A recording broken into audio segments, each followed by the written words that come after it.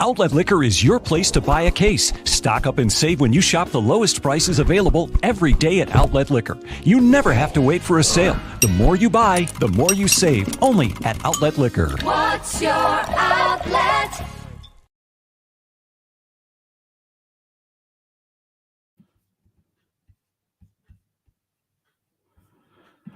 Welcome, everybody, to another edition of I'll Hang Up and Listen. I am Duane, your host, or not host, your host of Two Goalies, One Mic. Trying to give you a quick weekend wrap-up, roundup of what's happened in the NHL this weekend. Buffalo Sabres once again lose to go 2-8 in February. Tage Thompson continues on his absolute tear of the NHL, leading goal scorer in the NHL actually since, I believe it's February 16th, which is pretty cool. And not to mention just a lot of other stuff going on. First and foremost, obviously, our thoughts go to those people and to the people of Ukraine and the people of Poland who are helping take in refugees with what's going on between Ukraine and Russia, the Russian invasion, the unprovoked invasion of Russia into Ukraine. I have had a lot of thoughts about that over the last few days. I've listened to it nonstop. I've actually kind of stepped away from, watching a lot of hockey just because it's just been very, very, very, it's very depressing to see what those people are going through. Where they have to fight for their lives every day. And it really kind of makes you take a step back in your own life here in this country and kind of like, wow, people like to bicker and yell at each other a lot over politics or, ideologies, whatever it might be. But, I'm sure a lot of people over in Ukraine don't share the same beliefs politically, but what they do believe in each other is each other and, staying alive and seeing them fight for each other, just to live for another day. It really kind of like makes you think about things here. At least it has for me.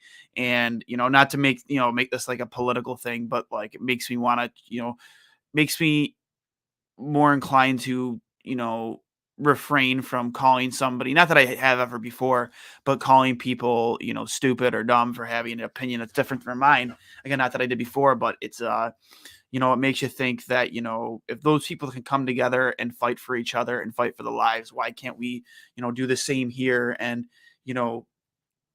be better to one another and just be better as a country. So, my thoughts go out to them. I tweeted out a link yesterday and today with all the links for GoFundMe's and different foundations that are helping the people of Ukraine and, the people who are taking in refugees in Poland to help them finance, feed more mouths. So please take a look at that. I'll post it again attached to this tweet later on. And just, I hope, my thoughts go out to all of those people because, it's terrible what they're going through and it's very, very, very sad. And, nobody deserves what they're going through right now, and I hope that, things get figured out over there and the fighting stops. With that being said, you've seen Alex Ovechkin take a lot of criticism over the last few days because he's advocated for Putin a lot in the past. Is actually his Instagram profile picture still has Vladimir Putin in it, and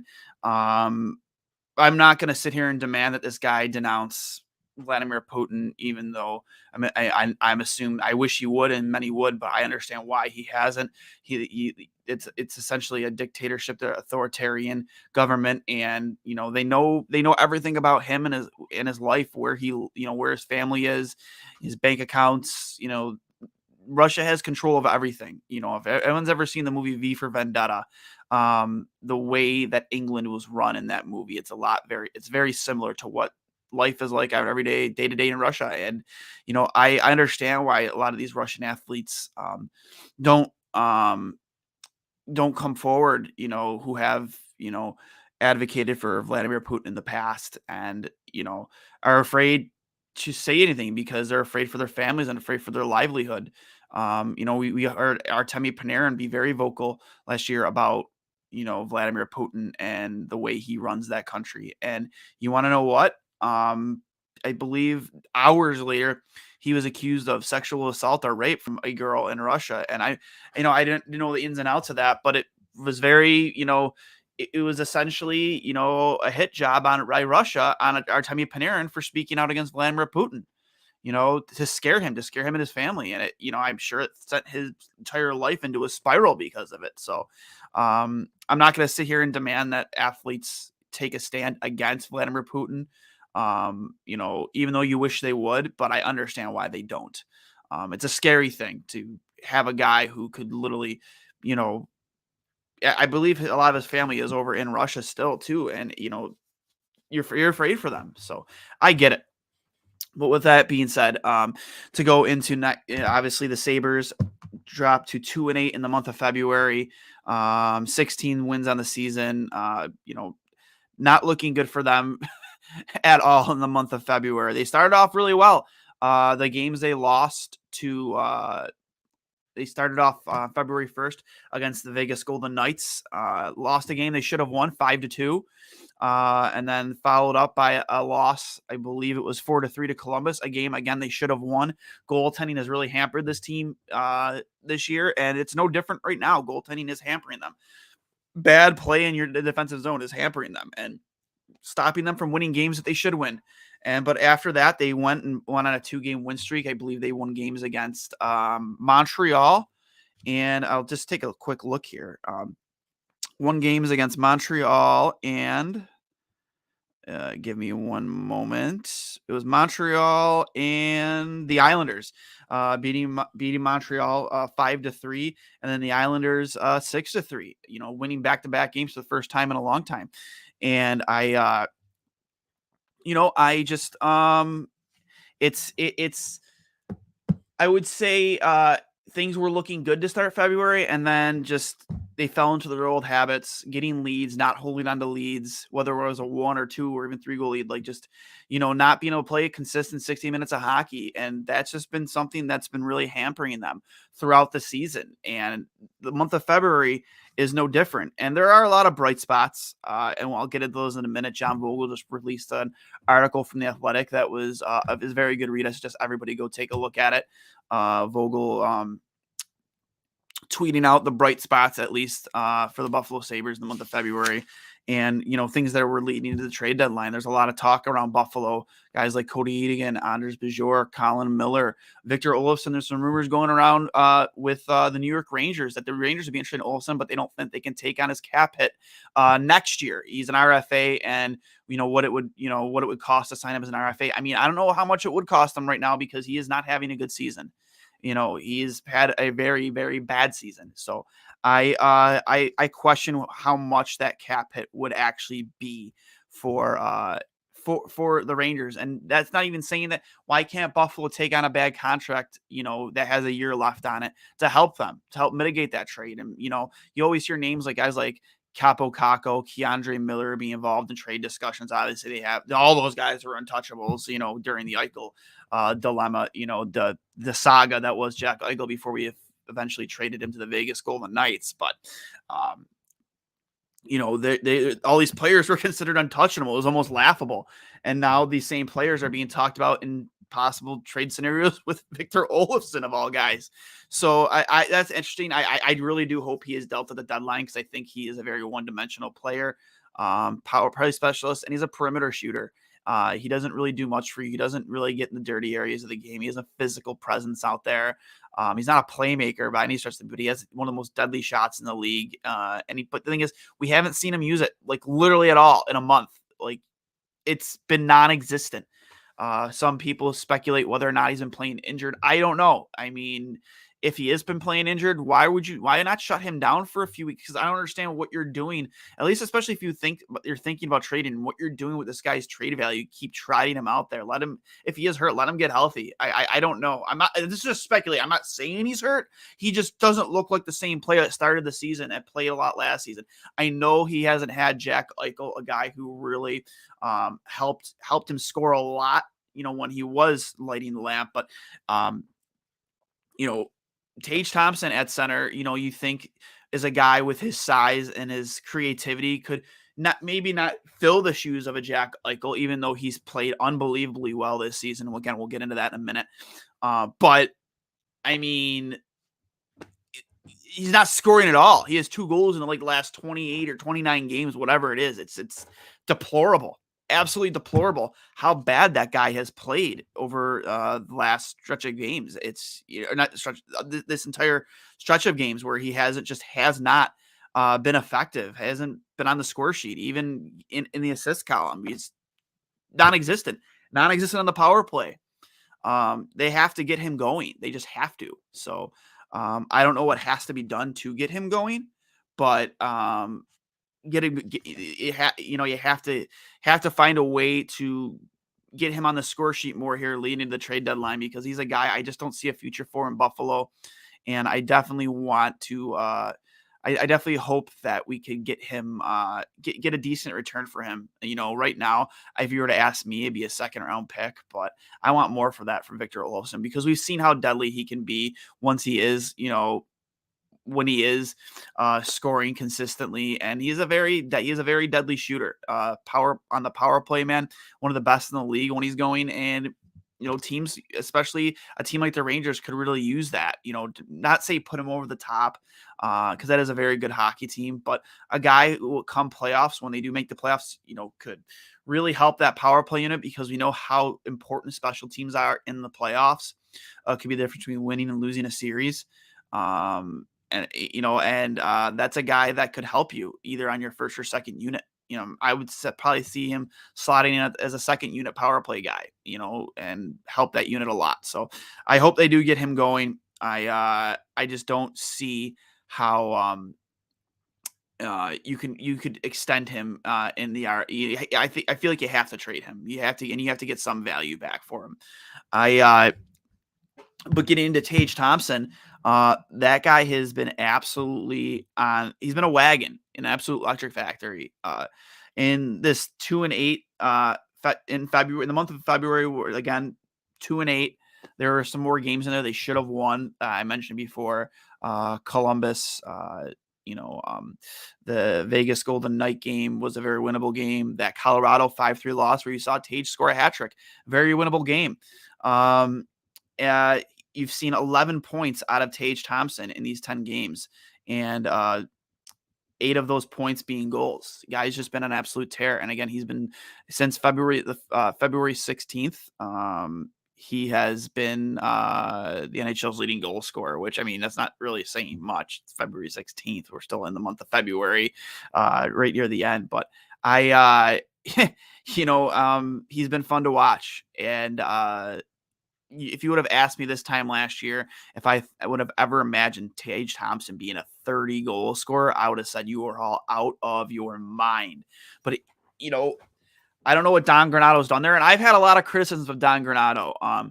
I know Andrew Peters was very critical of him after that 4-0 shutout loss to the Montreal Canadiens, where he said things like, they fed off the energy of the crowd. I'm like, what crowd?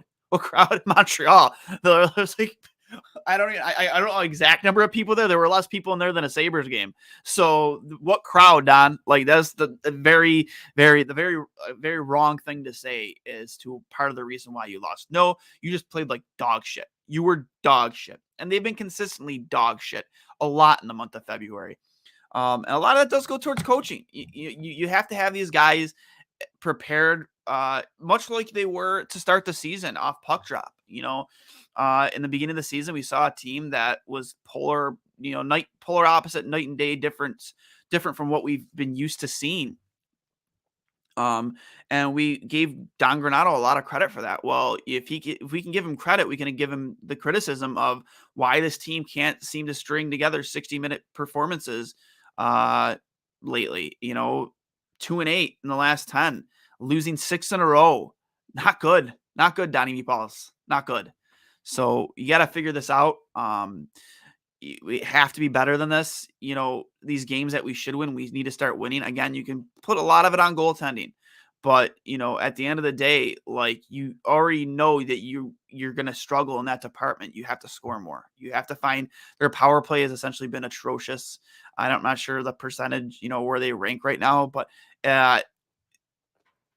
it's been non-existent almost. And when you're a team that struggles to score and you struggle in net, And even Craig Anderson has struggled a lot in recent games. You need to take advantage of your special teams opportunities. You need to score goals. So, also, before we cap things off here, obviously you saw the Stadium Series. That was an exciting game to watch. Played in Nashville, so always the outdoor games are always like a ton of fun to watch. And we have the Heritage Classic coming up here in Buffalo. Not here in Buffalo, but in Hamilton. Not sure what the capacity is going to look like for that game. It'll be a fun game to go to. I've been to both NHL State Buffalo Sabres outdoor games. I traveled to Citi Field in New York New Year's Day when they played the Rangers in the Winter Classic. That was a ton of fun. Me and my buddy John drove there on a whim. It was a great experience with my buddy Kenny.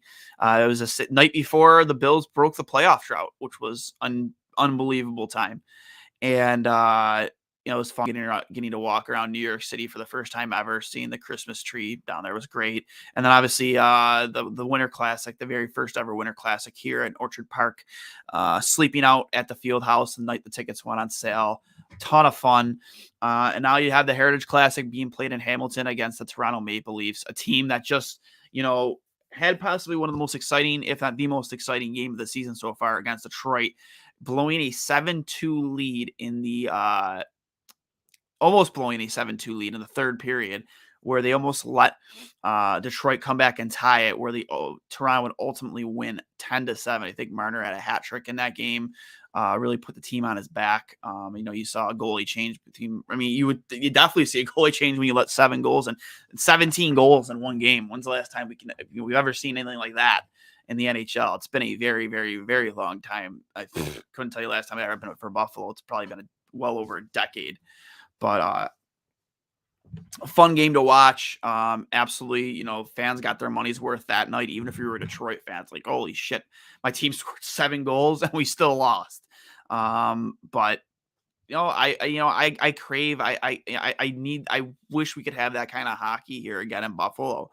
I think more people would show up and watch, even if the team was bad. But if you were scoring goals and just putting on exciting performances, you would be able to fill that arena more. And it's been a struggle to watch, struggle to stay awake, as I said plenty of times before, struggle to stay awake even during games. So I hope that we can have that type of game back in Buffalo again, and being led by players like Tage Thompson, Dylan Cousins, Rasmus Dahlin. We already heard last week it was reported that Elliot Friedman said on After the Whistle that you would expect Owen Power, after the college season is over with, to sign with Buffalo and play games in the spring, which is very, very exciting. Maybe I don't think it would match up with the tournament. I don't know how the college season, maybe somebody in the comments on YouTube can enlighten me, but if him signing the end of college season would coincide with April 1st being RJ night, I think RJ should have the opportunity to call it a Owen Power game. I'm sure he will get an opportunity to, but what a great way to highlight, that night. The banner raising is featuring its most recent first overall pick in Owen Power showing up and, being the guy that, we all hope helps save this franchise going forward. So it would be nice to see on banner night, for RJ Owen Power debuting for the Buffalo Sabres and getting a few games in there and getting that arena full, because we need to fill that arena. It's dreadful, especially for that night. There can't be an empty seat. I have too much respect for Rick Jenner. I'll be there that night. I would say, honestly, the nights this season that you would probably get close to a full house would be that night. Probably, fan appreciation night, if they're still going to do that at the end of the season like they normally do. And Jack Eichel's homecoming against Vegas. I believe it's March 10th, which will be featuring Bucci from ESPN Plus, John Buchacross, Mr. College Hockey, Mr. Chicken Parm himself will be here on Two Goals One Mike, I believe, the night before. So stay tuned for that. It'll be a lot of fun. I see we have a few comments in here on YouTube. Paramat Pictures, Ukraine independence. Absolutely. As I stated, start this episode of I'll Hang Up and Listen, that it's very, very depressing to see what's going on over there. What the unprompted and, criminal invasion of Russia into Ukraine that's turned Vladimir Putin to a war criminal. So I 100% um, agree. Ukraine independence. I stand with Ukraine for sure, as I've stated plenty of times over the last few days. From our new where's Hauser? Considering our goaltending situation, I'd like to see him get a few more starts. I'm all on the Brick Hauser train. Fun story. Obviously he's not an NHL goaltender, but I mean, whatever, man. If he can go out there and get another win for Buffalo and add to his career stat line of wins versus losses, I'm all for it. But I also do want to win hockey games. Craig Anderson gives you the best opportunity to win, but he has not been good in recent games for Buffalo. And a pair of my pictures again. In one of the latest mock drafts, a later first-round pick has us getting Maverick Lamoureux. I want him on his name alone. Yeah, that would be fun. I know who you're talking about. Definitely got to look out for in the 2022 NHL NG draft for sure. And it's so depressing at this point in the year. We're already looking towards the draft, and again, the trade deadline is approaching. We're going to see guys like Cody Eakin and Colin Miller probably be dealt. Maybe there's Anders Bjork be on his way out. It's depressing to say the least, that we're already looking towards next season. And a season that started off pretty well for Buffalo. There were a lot of reasons to be optimistic, not thinking that we make playoffs, but at least have a reason to go to games and be in attendance. But nope. Even with the COVID restrictions being relaxed, it just announced, I believe it was yesterday. I highly doubt that you're going to see many more people in KeyBank Center. So we have another comment here from John Stanton. I think I might cry when RJ's banner goes up that night. You're not going to be the only one, man. He's been part of all of our childhoods. We all have a great RJ memory. He's part of the reason why I fell in love with Sabres hockey. It just wasn't Dominik Hasek. It was, it was RJ. His infamous way of being so creative with his broadcasting and his play-by-play, and just really, even if you're listening on the radio, bringing the game to your life, bringing the game to life for you. It was always, it's fun to watch when he's broadcasting and doing play-by-play. It's fun to listen to on the radio. I remember during the October storm by candlelight on AM/FM radio, listening to the game, Buffalo beating Detroit. I believe it was in a shootout, and it was brought to life for me that night. And I remember specifically a lot of certain moments in that game, especially the shootout, with RJ's voice being attached to it. So I really hope Buffalo does good by Rick Janneret that night in particular, because he deserves it, man. He deserves absolutely the best. And I hope they do good by him, because it's been, again, very depressing season. In fact, his final season with the calling games for the Buffalo Sabres, unless for some reason they bring him in to do spot duty at some point. But I don't know. I don't know who the next play by is. Is it going to be who is it doing? Who's doing it now? I can't even remember his name. Dan Dunleavy. Sorry, Dan Dunleavy. Next, possibly the next play by play. He can't even hold a candle to RJ. So, but to wrap things up here, we have an article dropped by John Vogel with The Athletic that had with the headline, "We're as frustrated as anybody. We broke down a cold February for the Sabres by the numbers." And again, leading off, Tage Thompson with a 20.5 shooting percentage was out of this world. Guy's release is so deadly and so lethal. He has been absolutely on fire with a season average of connecting 13.4%. He's got 22 goals on the season. I mean, as long as he stays healthy, there's no reason to think that guy won't eclipse at the pace he's at 30, 35 goals easy. So, again, this time last year, I would have never guessed that Tage Thompson would be a 30-goal scorer. I would have put money on it that wouldn't have happened. But, I was wrong. Plenty of us were wrong. Another comment here. Oh yeah, man, I get goosebumps every time I see here the Jury goal against the Rangers. Who doesn't, man? Who doesn't?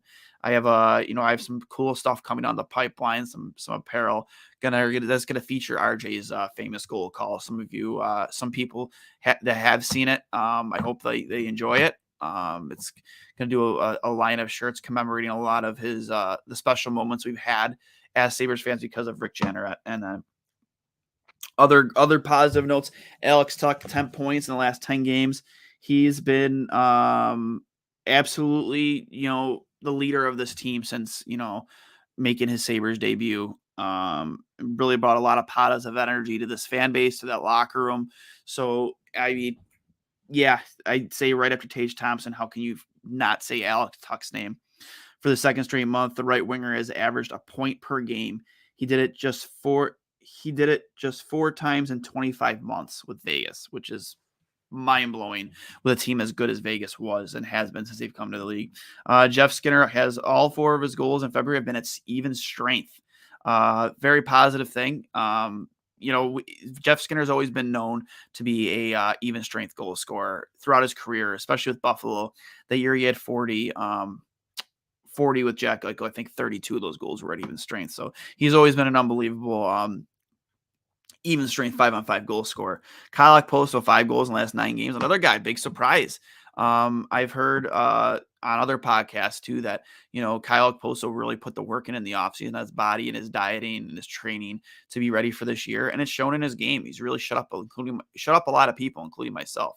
So February is Poso's highest scoring month in a Sabres uniform.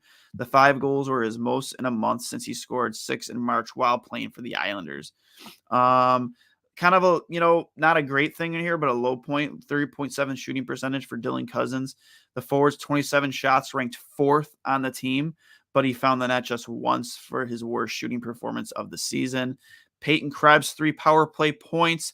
The rookie is the only player with more than 2 points on the man advantage, which again is unacceptable on a team that's going to struggle to score and struggle to keep pucks out of their own net. You have to take advantage of your special teams opportunities, and Peyton Krebs being the only guy with more than 2 points on the man advantage in February is pretty depressing. Sabres were 4 for 24 on the power play in the month of February, so far at 16.7%. That's garbage, absolute garbage. Henry Ikehari with a +1 rating, which is, again, we're not used to seeing guys with plus ratings on this team in a while. So to see Henry Ikehari, at least in just this month, have a positive, I've been pretty critical of him. He does do things well out there on the ice paired with Rasmus Dahlin, but there's a lot of times, especially when it comes to the physical side of things, you're left wanting a lot more with Henry Jokiharju. Cody Eakin, 62.3% of faceoffs. Unbelievable. Again, I'm not going to get too deep in this. I want you guys to go read it. Unbelievable work here by John Vogel. Some of the not so bright spots. Rasmus Asplund, 0 goals in the last 10 games. A guy I think you will see dump the deadline for sure. Asplund, maybe gives another team, a good team, some help in their bottom 6, but I have no use for Rasmus Asplund anymore, honestly. Guy started off playing very well, but he's just really tailed off this back half of the season. And I mean, I don't need to trade him, but I won't be surprised if he is gone. Casey Fitzgerald and John Hayden, 17 penalty minutes. One of the few things that went well for the Sabres was their penalty kill. It ranks 10th in the league this month at 87.5%. They didn't go to the box much, sitting tied for 15th with only 84 minutes, but Fitzgerald and Hayden have had ordinary moments. Again, quoting John Vogel in this article. Hayden got all 17 penalty minutes at once. Not surprising. Taking offense to Ottawa's Austin Watson hitting Jacob Bryson on February 17th. We all remember that.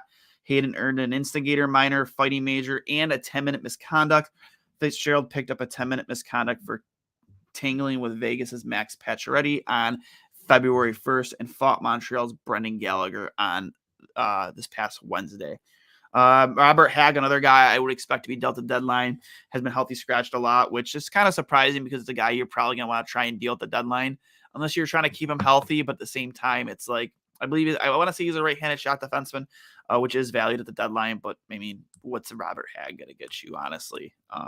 Not much, I think, at the deadline. I mean, it's free money. Let's be real. He's part of the Rasmus Ristolainen trade that got you a first, a second, and Robert Hagg, which mind-blowing, to say the least. Another bright spot, Casey Millsap has played 5 games in a row, has stayed healthy. Only 1 point in that 5-game stretch. But you want to know what? Baby steps getting him back to full health because he is an important part of this team. I still think, as far as centers go, he is your best 200-foot hockey player, especially down the middle. Guy plays the game very well on both ends. You obviously like to see him getting on the score sheet more often, but he plays a very good defensive style game at center, and it's valued for me. Anders Bjork, 4 shots in the last 10 games.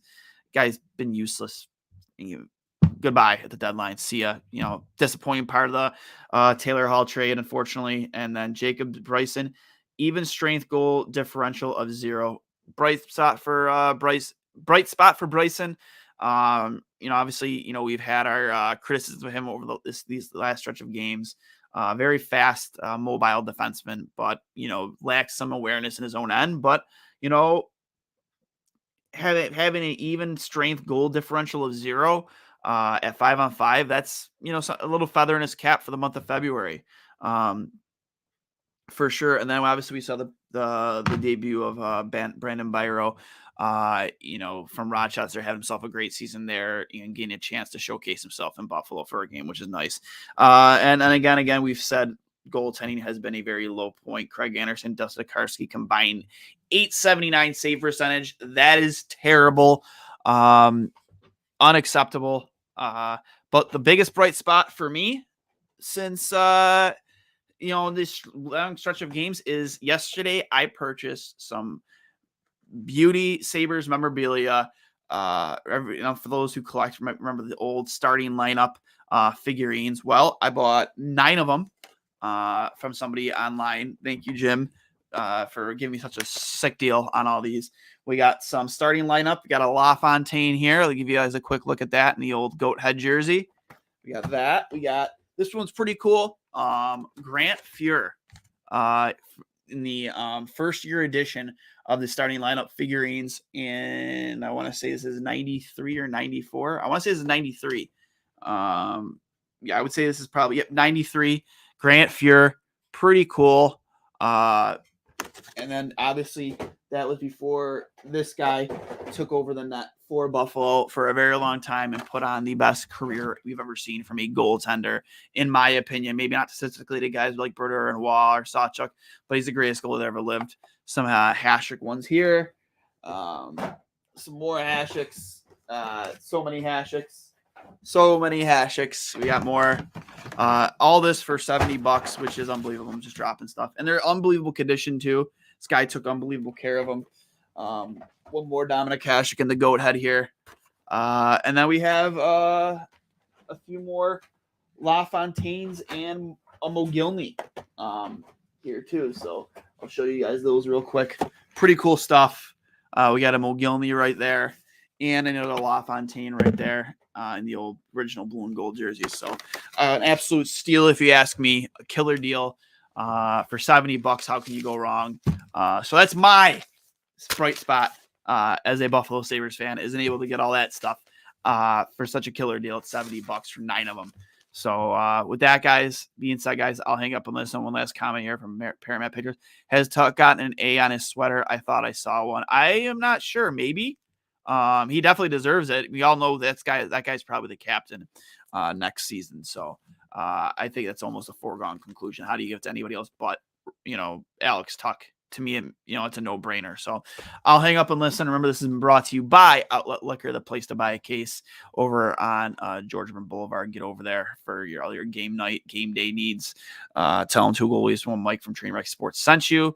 And you guys have a great night, great day, rest of your Monday. And again, remember to, if I will post it, I already posted it, but if you want to help the people of Ukraine or the people of Poland that are taking in refugees with, obviously having more mouths to feed, that costs more money, donate money. I will post the links along with this episode, this live feed tweet here. And when I post this again later on in the audio, or if you want to check my tweets from yesterday on both my, the 2 goalies, 1 Mike and my own personal page, check it out. Please do all you can to help the people of Ukraine, people of Poland, and please end the violence, end this war. Stand with Ukraine because their people are fighting for their lives every single day. I saw a very moving sign during a protest yesterday. It was, if Russia stops fighting, the war is over. If we stop fighting, there's no more Ukraine. Something along those lines. I might be misquoting it, but it was very moving, very deep sign that somebody had during a protest. And people are protesting all over the world, all over the country, all over the world, even in Russia. Nobody wants this war. This is a Putin war. He is a war criminal. He with lies of neo-Nazism against a Jewish leader in Ukraine, which makes zero sense. Guys do nothing but lie to his people from the beginning of this, and it needs to end.